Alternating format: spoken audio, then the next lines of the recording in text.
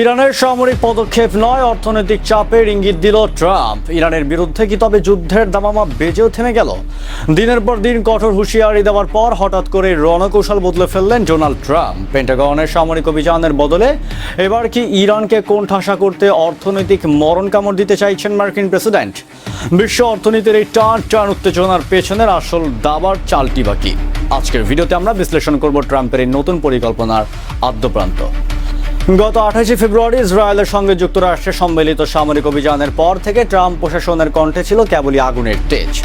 ইরানকে ধ্বংস করে দেওয়ার একাধিক হুমকি দিয়েছিলেন খোদ প্রেসিডেন্ট ডোনাল্ড ট্রাম্প, কিন্তু গত কয়েকদিনে সে আগুনে যেন পানি ঢাললেন তিনি। মার্কিন প্রভাবশালী সংবাদ মাধ্যম অ্যাক্সিওসকে দেওয়া এক সংক্ষিপ্ত ফোন সাক্ষাৎকারে ট্রাম্পের কণ্ঠে শোনা গেল ভিন্ন সুর। তিনি সাফ জানিয়ে দিয়েছেন, ইরান ইস্যুতে তার প্রশাসন এখন সামরিক পদক্ষেপের দিকে না গিয়ে বরং ধীরে ও সতর্কভাবে এগোতে চায়। ট্রাম্পের নতুন কৌশলের মূল লক্ষ্য এখন সরাসরি যুদ্ধ নয়, বরং ইরানের অর্থনীতিকে পঙ্গু করে দেওয়া। গত কয়েক মাসে সংঘাত ও টানাপোড়েনের পর থেকে ট্রাম্প বুঝতে পেরেছেন, সামরিক শক্তির চেয়ে ইরানের ওপর অর্থনৈতিক চাপের প্রভাব অনেক বেশি দীর্ঘস্থায়ী হতে পারে। হরমুজ প্রণালী খুলে দেওয়ার বিষয় ইরানের জেদের কাছে মাথা না নত করে তিনি অপেক্ষা করতেন অর্থনৈতিক বিপর্যয়ের প্রভাবে তেহরান কতদিন নিজেদের শক্ত অবস্থান ধরে রাখতে পারে তা দেখার জন্য। হরমুজ প্রণালী, যা বিশ্ব জ্বালানি সরবরাহের প্রাণকেন্দ্র, তা এখন কার্যত অচল হয়ে আছে। ইরান তাদের জেদ বজায় রেখে দাবি করছে যুক্তরাষ্ট্রকে আগে অবরোধ ও নিষেধাজ্ঞা প্রত্যাহার করতে হবে, কিন্তু ট্রাম্প জানেন এই জলপথ দীর্ঘদিন বন্ধ থাকলে বিশ্ব বাজারে তেলের দাম যেভাবে বাড়বে তাতে মার্কিন ভোক্তারা সরাসরি ক্ষতিগ্রস্ত হবেন। আর আসন্ন অভ্যন্তরীণ নির্বাচনে এই জ্বালানি সংকট ট্রাম্পের জন্য এক বিরাট রাজনৈতিক বোঝা হয়ে দাঁড়াতে পারে।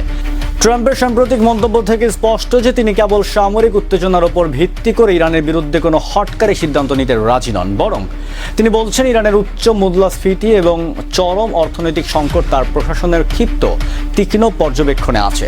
তিনি হিসাব কষে দেখেছেন যে তেলের দাম আন্তর্জাতিক বাজারে এখন স্থিতিশীল থাকায় যুদ্ধের প্রভাব সাধারণত আমেরিকানদের ওপর খুব বেশি পড়ছে না।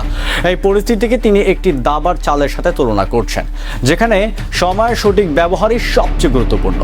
তাহলে ট্রাম্পের মাথায় কি চলছে? সামরিক আগ্রাসন নয়, বরং ট্রাম্পের নতুন পরিকল্পনাটি হলো ইরানকে আলোচনার টেবিলের বাধ্য করতে তার অর্থনীতিকে শ্বাসরুদ্ধ করে দেওয়া। তিনি জানেন ইরানের অভ্যন্তরীণ অস্থিরতা ও চরম অর্থনৈতিক মন্দা তাকে খুব দ্রুতই আলোচনার জন্য নমনীয় হতে বাধ্য করবে। আংশিক আলোচনার মাধ্যমে তিনি ইরানের মনোভাব বুঝতে চেষ্টা করছেন, একদিকে সামরিক হুমকি বজায় রাখা, অন্যদিকে আলোচনার দরজা খোলা রাখা। এই দুই কৌশলে তিনি ইরানকে এখন এক কঠিন গোলক ধাঁধায় আটকে দিয়েছেন। তিনি আশাবাদী যে শেষ পর্যন্ত সামরিক শক্তির প্রয়োজন ছাড়া ইরানের ওপর অর্থনৈতিক চাপে প্রয়োগ করে আমেরিকা তাদের কাঙ্ক্ষিত সমাধানে পৌঁছাতে পারবে।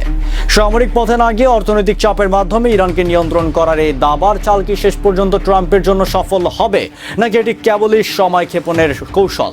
বন্ধুরা, ট্রাম্পের এই পরিবর্তনশীল কৌশল নিয়ে আপনার মূল্যবান মূল্যায়ন কি? কমেন্ট বক্সে আপনারা অবশ্যই আমাদের জানাবেন।